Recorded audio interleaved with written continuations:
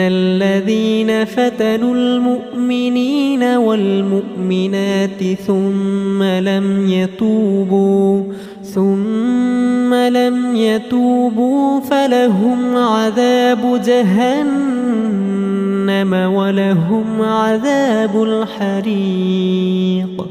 إن الذين آمنوا وعملوا الصالحات لهم جنات تجري من تحتها الأنهار ذلك الفوز الكبير.